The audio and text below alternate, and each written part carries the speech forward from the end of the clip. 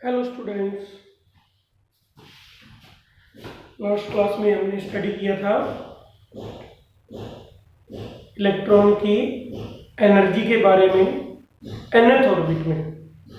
तो हम लोग वहां पे पहुंचे थे total energy of electron in nth orbit. ये हमने स्टडी किया था लास्ट क्लास में, ठीक है। तो हम आए थे En, हमने देखा था कि कैसे काइनेटिक एनर्जी और पोटेंशियल एनर्जी का जो सम है वो टोटल एनर्जी बनाता है। तो हम देखेंगे यहाँ पे कि En जो होगा उसकी वैल्यू थी -2.18 into 10 raise to the power -18 upon n square multiplied by z square. ये अपनों ने पिछली क्लास में स्टडी किया था, इसके बारे में कंप्लीट, है ना।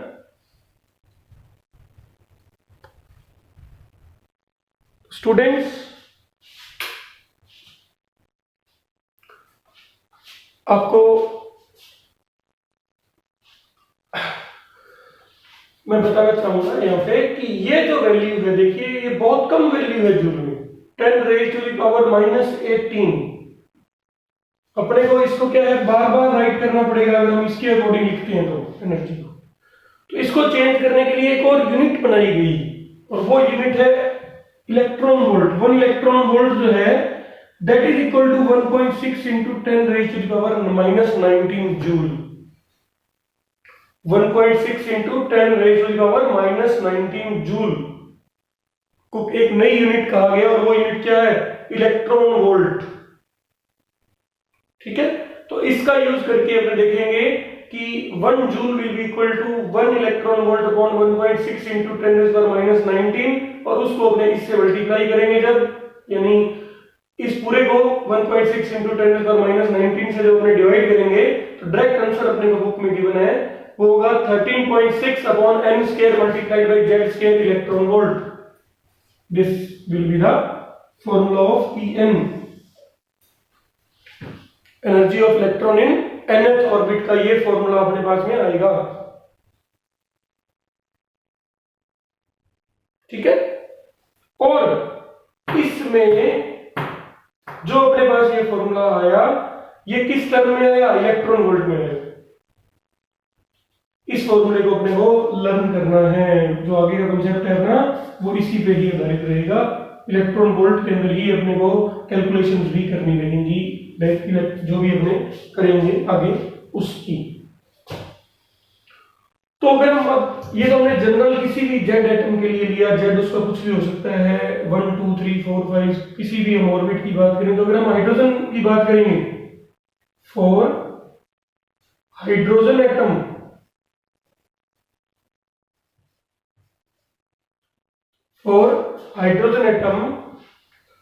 Z is equal to 1। Hydrogen के लिए Z की वैल्यू क्या होती है, 1। सो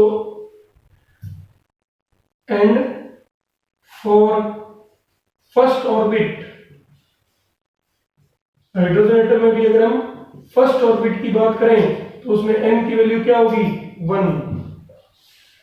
n की वैल्यू क्या होगी, 1 फर्स्ट ऑर्बिट के लिए। तो E1 यानी फर्स्ट ऑर्बिट की जो एनर्जी है that will be equal to -13.6 electron volt, -13.6 electron volt आएगी। इसको हमेशा लर्न करना है, हमेशा याद रखना है इस चीज को कि फर्स्ट ऑर्बिट के हाइड्रोजन की इलेक्ट्रॉन की एनर्जी कितनी होती है, -13.6 इलेक्ट्रॉन वोल्ट। सेकेंड ऑर्बिट की एनर्जी E2, n की जगह पे क्या रखेंगे, for second orbit n is equal to 2. So E2 will be equal to -13.6 upon 2 square. Z तो हमने 1 ही कर दिया पहले ही, सिर्फ हाइड्रोजन को बेस लेके चल रहे हैं अपने।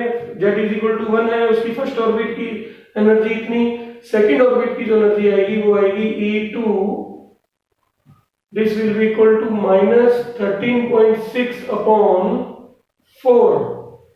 इलेक्ट्रॉन वोल्ट में है ये, इलेक्ट्रॉन वोल्ट में चलेगा ये सब। E2 will be equal to -3.4 electron volt. Minus, जब इसको अपने सोल्व करेंगे तो आंसर आएगा -3.4 इलेक्ट्रॉन वोल्ट। तो अब बताइए फर्स्ट ऑर्बिट की एनर्जी ज्यादा है या सेकंड ऑर्बिट की? सेकंड ऑर्बिट की एनर्जी ज्यादा है, क्योंकि नेगेटिव वैल्यू जितनी छोटी होती हैं वो नंबर लाइन में जीरो के उतना ही नजदीक होती हैं और वो उतनी ही बड़ी वैल्यू होती है।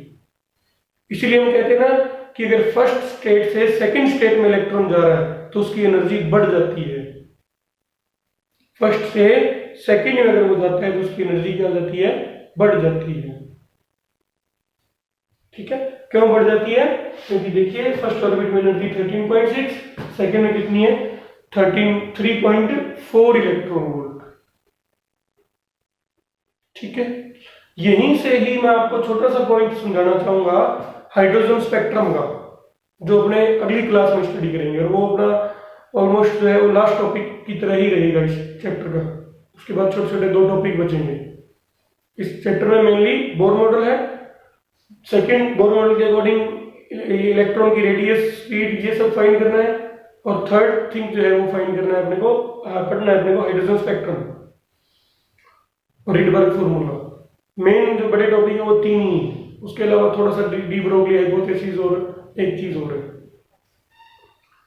तो स्टूडेंट्स उसको अपने समझते हैं, लेकिन यहाँ पे देखिए समझे E1 और E2 में से बड़ा कौन होगा? E2।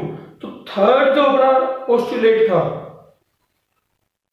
बोर का, जो थर्ड पोस्टुलेट था, उसमें बोर ने कहा कि जब भी इलेक्ट्रॉन हायर एनर्जी लेवल से लोअर एनर्जी लेवल आएगा, सबसे पहले तो आप ये देख लीजिए, बुक में भी आपको नोट्स में भी डायग्राम मिलेगा, तो इसके आप देखेंगे हायर एनर्जी लेवल होगा 3.4 इलेक्ट्रॉन वोल्ट माइनस, और लोअर होगा 13.6 इलेक्ट्रॉन वोल्ट। एक लाइन से इसको रिप्रेजेंट कर देते हैं। वैसे तो इलेक्ट्रॉन किसमें घूमता है? ऑर्बिट में, लेकिन उसको रिप्रेजेंट किसमें कर देते हैं? एक लाइन से रिप्रेजेंट कर देते हैं। थोड़ा बड़ा डायग्राम इसको बनाए तो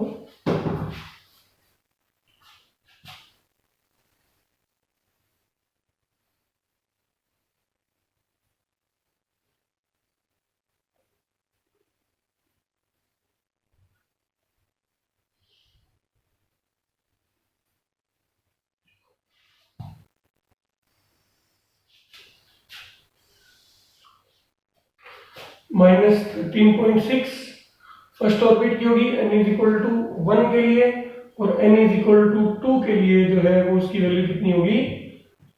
-3.4 electron volt, n is equal to 2।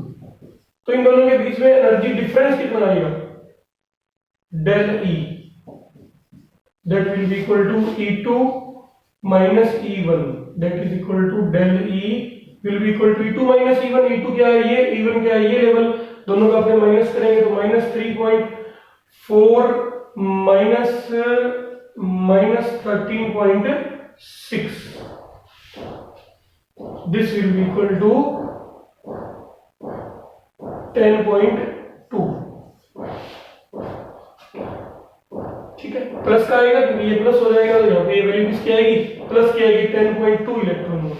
तो थर्ड पोस्टुलेट क्या कहता है कि अगर कोई इलेक्ट्रॉन हायर एनर्जी लेवल से लोअर एनर्जी लेवल में आ रहा है तो उसकी जो एनर्जी होगी h nu, that will be equal to 10.2 electron volt, यानी वो दोनों के एनर्जी डिफरेंस से क्या होगी? इक्वल होगी। जितना उन दोनों लेवल के बीच में एनर्जी का डिफरेंस होगा उसके इक्वल क्या होगी? एनर्जी होगी। इसीलिए ही हाइड्रोजन स्पेक्ट्रम में अलग अलग वेवलेंथ की, अलग अलग फ्रीक्वेंसी की लाइट दिखाई देती है, क्योंकि अगर इलेक्ट्रॉन 2 से 1 में आएगा तो अलग टाइप का फोटोन निकलेगा, अलग एनर्जी का निकलेगा। अगर 3 से 1 में आएगा तो अलग होगा, 3 से 2 में आएगा तो अलग होगा, 3 से 2 होते हुए 1 में आएगा तो अलग होगा। हाइड्रोजन स्पेक्ट्रम में हम इस चीज को पढ़ेंगे। स्पेक्ट्रम क्या होता है? जब भी अपने हाइड्रोजन गैस को गर्म करते हैं किसी टेस्ट ट्यूब में जो कि क्लोज्ड होती है, तो उसमें से क्या निकलते हैं? उसमें से फोटोन निकलते हैं, इलेक्ट्रोमैग्नेटिक वेव्स के एनर्जी निकलती है। कुछ सीन भी होते हैं अपने को, कुछ जो है विजिबल स्पेक्ट्रम में आते हैं इसलिए अपने को दिखते हैं, और कुछ अपने को स्पेक्ट्रोमीटर की मदद से उनको देखते हैं। ठीक है, फिलहाल आप इसका नेक्स्ट पॉइंट देखिए, E3 जो है वो कितना आएगा? देखिए E3 की वैल्यू आएगी -13.6/9 इलेक्ट्रॉन वोल्ट। 3 का क्या हो जाएगा स्केयर E3 के लिए n इज इक्वल टू कितना होगा 3, n इक्वल टू 3 होगा और जब अपने इसका करेंगे क्यूब सॉरी स्क्वायर तो वो बन जाएगा 9 और इसका आंसर जो है वो अपने को कितना मिलेगा जब अपने इसको सॉल्व करेंगे ये अपने को डायरेक्टली सॉल्व करके दिया हुआ है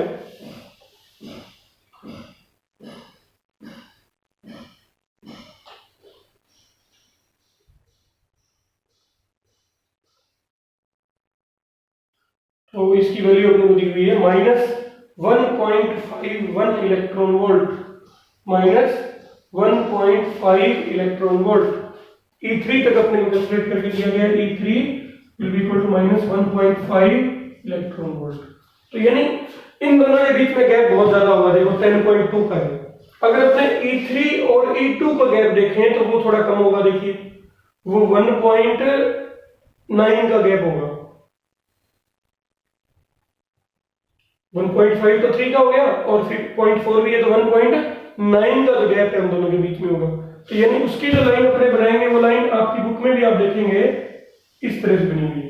n इज इक्वल टू 3 के लिए 1.5 इलेक्ट्रॉन वोल्ट।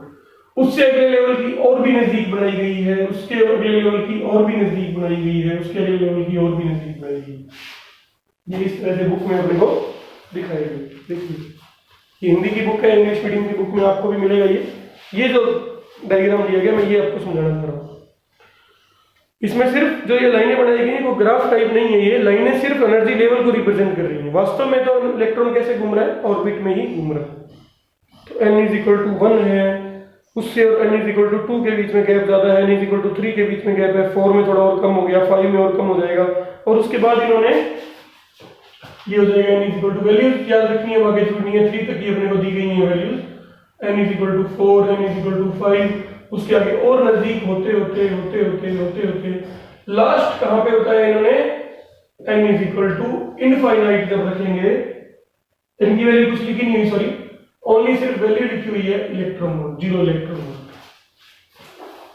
यानी एनर्जी जीरो कब होगी? एनर्जी जीरो होगी जब हमारा इलेक्ट्रॉन जो है वो बिल्कुल ही ऑर्बिट से क्या हो गया, निकल गया। किसी भी ऑर्बिट में वो नहीं है, ना सेकंड में, ना थर्ड में, ना फोर्थ में, ये न्यूक्लियस से वो अनबाउंड हो गया। तो उस टाइम जो है n की जगह पे क्या आएगा, इनफाइनाइट आएगा और उस केस के अंदर जीरो की वैल्यू क्या, जो एनर्जी होगी वो क्या होगी, जीरो। तो ये जो ग्राफ, ये जो डायग्राम है ये कैसे दिखाया जाता है, एनर्जी लेवल को लाइंस के माध्यम से बताया जाता है, जो अपने न्यूमेरिकल में भी अपने को दिया जाएगा कई बार और हाइड्रोजन स्पेक्ट्रम में भी अपने को दिया जाएगा। फर्स्ट एनर्जी लेवल जो ग्राउंड लेवल था, सेकंड उससे थोड़ा गैप ज्यादा है, सेकंड से थर्ड का गैप कम है, आप जानते हो 3.4 से 1.5 हो रहा है, थर्ड से फोर्थ और कम है, फोर्थ से फिफ्थ का और कम है, फिफ्थ से सिक्स्थ का और कम है। इस तरह से जरूरी नहीं है कि इलेक्ट्रॉन फर्स्ट ऑर्बिट में ही रहे, अगर उसको उतना अमाउंट ऑफ एनर्जी मिल जाएगी, यानी अगर अपने इलेक्ट्रॉन को 10.2 इलेक्ट्रॉन वोल्ट एनर्जी दे दें तो वो फर्स्ट से निकल के किस में चला जाएगा, सेकंड में। यानी अगर वो फर्स्ट में यहाँ पे इस ऑर्बिट के अंदर ये न्यूक्लियस है ना, इस ऑर्बिट में घूम रहा है तो वो यहाँ से निकलकर दूसरे वाली ऑर्बिट में इलेक्ट्रॉन ट्रांसफर हो जाएगा अगर अपनी एनर्जी देंगे तो। और जब ये एनर्जी वापस लूज करेगा तो वापस कहाँ पे आ जाएगा, यहाँ। क्योंकि जो हायर स्टेट्स होती हैं वो अनस्टेबल होती हैं, वहां पे एनर्जी ज्यादा होती है इलेक्ट्रॉन के पास और due to the pulling of nucleus वो इलेक्ट्रॉन एनर्जी को लूज करके वापस से कहां पे आ जाता है, फर्स्ट ऑर्बिट में आ जाता है। यानी जो बेसिक ऑर्बिट होती है उसकी, जिसमें कम एनर्जी होती है, उसके अंदर वो आ जाता है। तो हाइड्रोजन स्पेक्ट्रम में भी एनर्जी कहां से आती है, जब इलेक्ट्रॉन हायर एनर्जी लेवल से लोअर के अंदर आते हैं तो उस केस में क्या निकलते हैं, फोटोन निकलते हैं। और इस न्यू से क्या डिसाइड हो जाएगा अपने पास में, उसका लैम्डा भी डिसाइड हो जाएगा, क्योंकि न्यू किसके इक्वल होता है, C/λ। तो ये कौन सा पोस्टुलेट था बोर का, थर्ड पोस्टुलेट। अब यहाँ पे ये जरूरी नहीं है कि वो हमेशा जो है, मान लो जैसे थर्ड में है तो थर्ड से वो ये एक रैंडम प्रोसेस है बताया गया हाइड्रोजन स्पेक्ट्रम में कि आने को वो हो सकता है कि पहले थर्ड से सेकंड में आए और फिर सेकंड से ग्राउंड में आए, थर्ड से सेकंड में आए, सेकंड से फर्स्ट में आए। तो होने को ये भी हो सकता है कि वो सीधा एक ही टाइप की एनर्जी रिलीज करे, थर्ड से इलेक्ट्रॉन सीधा ही किसमें आ जाए, फर्स्ट में आ जाए। ये एक रैंडम प्रोसेस है जो कि कंट्रोलेबल नहीं होता, that depends on depends on the nature of that electron in that particular case, कि वो इलेक्ट्रॉन कैसे जाएगा अपने को उसके बारे में कोई प्रिडिक्शन नहीं है कि वो थर्ड ऑर्बिट में मान लो इलेक्ट्रॉन है तो वो थर्ड से सेकंड में आएगा, सेकंड से फर्स्ट में आएगा, या वो सीधा ही थर्ड से फर्स्ट में आ जाएगा। इसीलिए अलग अलग टाइप के जो है वो लैम्डा के फोटोन जो है वो निकलते हैं, उनको अपने आगे हाइड्रोजन स्पेक्ट्रम में जो है वो डिस्कस करेंगे। ठीक है, ये इसके बाद अपना टॉपिक आता है hydrogen spectrum, line spectrum of hydrogen and it's explanation. ठीक है,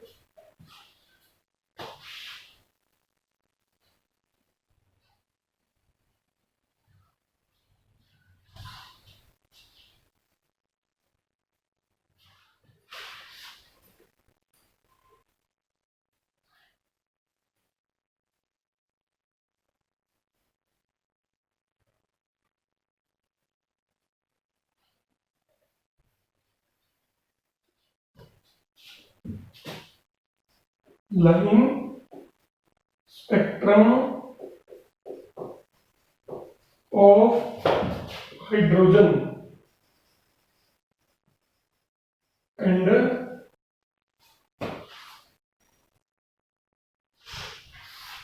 हाइड्रोजन एंड इट्स एक्सप्लेनेशन।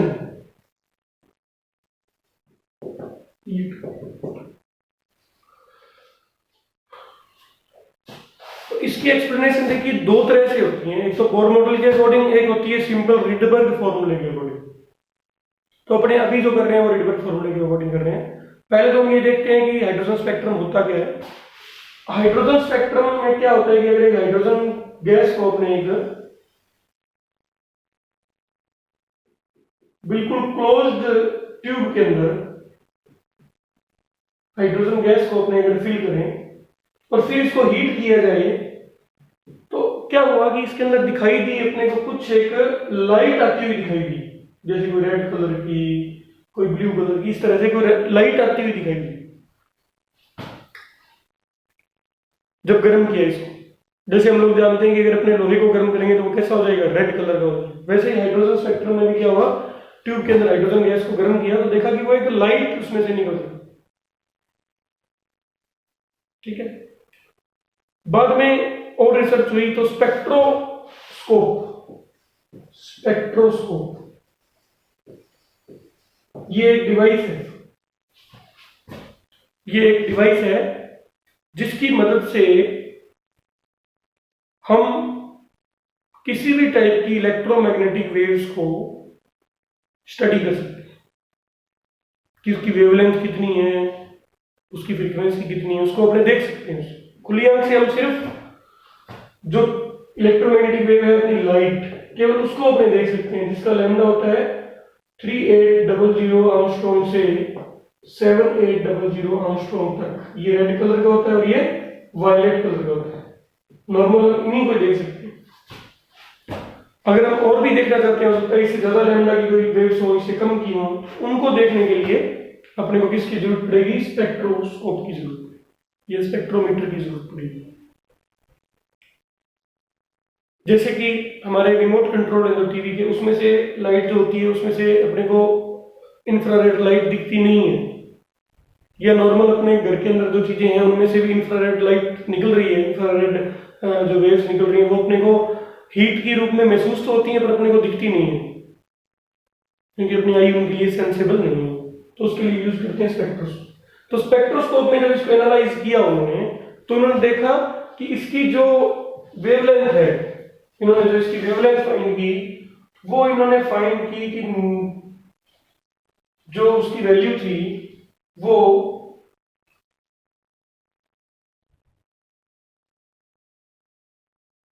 जो इनको दिखाई दी अपने लाइट में, जो कि अपने स्पेक्ट्रम में इनको दिखाई दी, स्पेक्ट्रम यानी जो कि अपने विजिबल लाइट के वैल्यूज के अंदर दिखाई दी, वो उसकी वैल्यू आई 656.3 नैनोमीटर।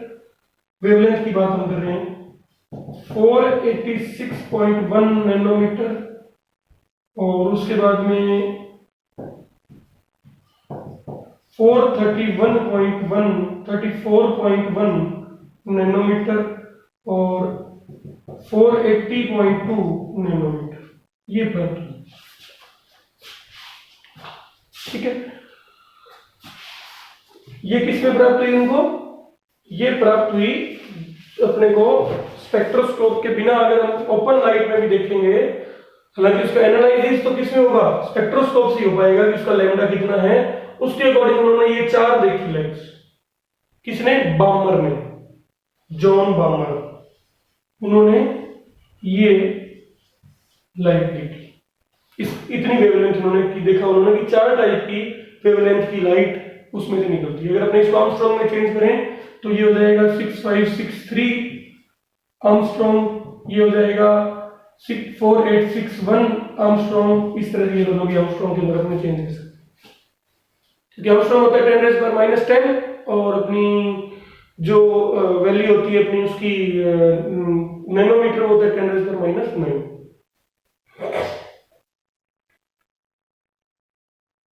तो ये देखा उन्होंने। और फिर इसके लिए उन्होंने क्या हुआ, जो सिर्फ ये बामर जो था, बामर ने जो किया वो उसकी बात कर रहे हैं। निकलते इसमें से और भी हैं जो बाद में रिडबर्ग ने उनको पहचाना, रिडबर्ग। ठीक है, अभी हम सिर्फ बामर की बात कर रहे हैं। तो बामर ने कौन कौन सी फाइंड की? λ1, λ2, λ3, λ4, ये 4 फाइंड की। ठीक है, और उसके आधार पे उन्होंने इसके लिए एक फॉर्मूला बना दिया। और वो फॉर्मूला क्या था कि lambda is equal to 364.56 n square over n square minus 4, where n is equal to 3, 4, 5। कि आप n की वैल्यूज को रखिए, और उन n की वैल्यूज को 3 रखेंगे तो आपके पास में वैल्यू जो है वो इनमें से प्राप्त होगी। एक 4 रखोगे तो दूसरी, 5 रखोगे तो तीसरी, इस तरह से।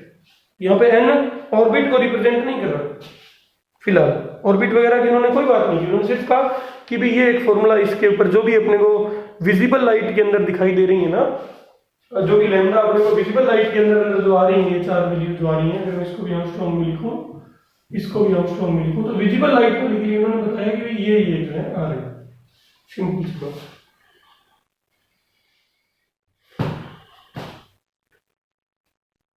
ठीक है, और ये फॉर्मूला उन्होंने दिया कैसे? सिर्फ इस डेटा को एनालाइज करके। किसी भी डेटा के कलेक्शन को हम बोलते हैं उसका स्पेक्ट्रम।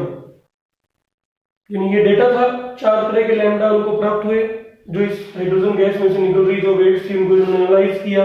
उसमें उनको 4 तरह की वेवलेंथ दिखाई पड़ी, उन चारों को कलेक्शन किया, उसको क्या बोलेंगे? स्पेक्ट्रम।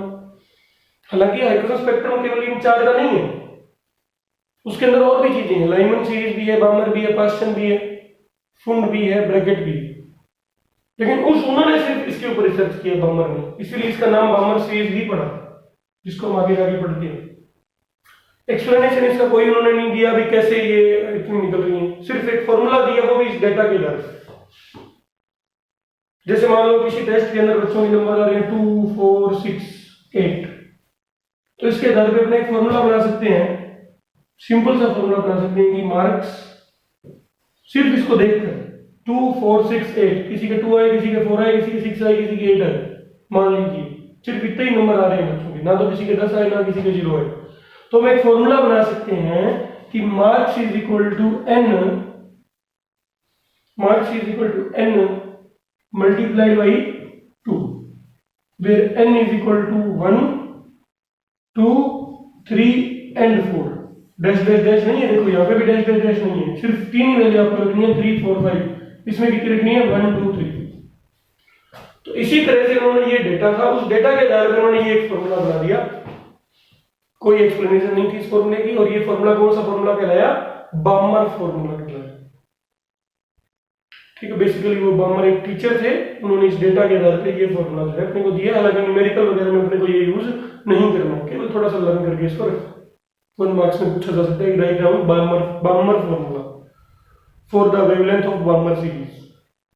फिर से हम पढ़ते हैं इस बात को। स्पेक्ट्रोस्कोप लिया उन्होंने, हाइड्रोजन गैस को गर्म किया गया ट्यूब में, इसमें से जो भी रेडिएशन निकली, जो भी वेव्स निकली, उनका लैम्डा उन्होंने एनालाइज किया। ओनली जो दिख रही थी वेव्स आई से जो कलर अपने को दिख रहे थे केवल उनका उनका इन्होंने एनालाइज किया और उसकी वैल्यू आई ये और ये 4 तरह की वैल्यू आई उसकी लैम्डा, सिर्फ 4 तरह।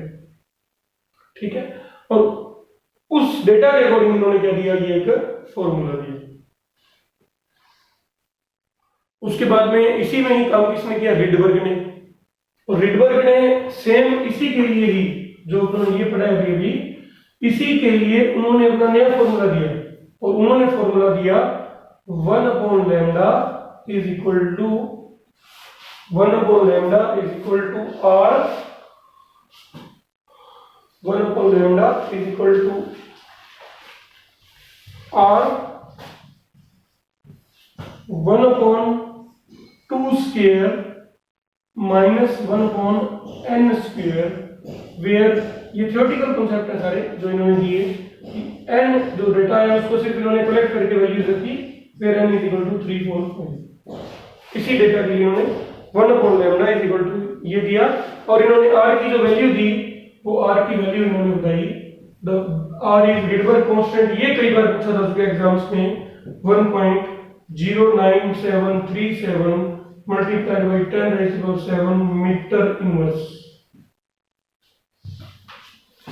ये रिडबर्ग फॉर्मूले की वैल्यू है, r is equal to 1.09737 into 10⁻⁷ metre inverse.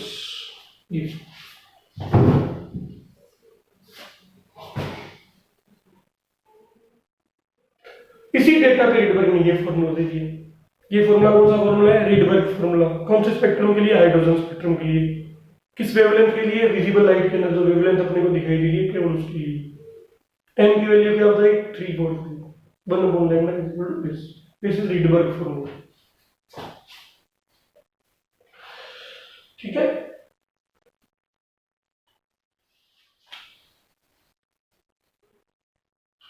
इसको अपने रिडबर्ग फॉर्मूला को प्रूव भी करेंगे आगे। r की वैल्यू ये है, ये आपको लर्न करनी है, इसको अपने प्रूव भी करेंगे। और ये रिडबर्ग फॉर्मूला केवल इसके लिए नहीं है, ये पूरे हाइड्रोजन स्पेक्ट्रम के लिए जो अपने अभी स्टडी हमने नहीं किया। अभी हमने सिर्फ उसकी बात की है जो विजिबल लाइट के अंदर अपने को दिखाई दे रहा है। ओके, तो आज की क्लास में हम इतना ही करते हैं, फिर अपने आगे जो है वो अपने पढ़ेंगे।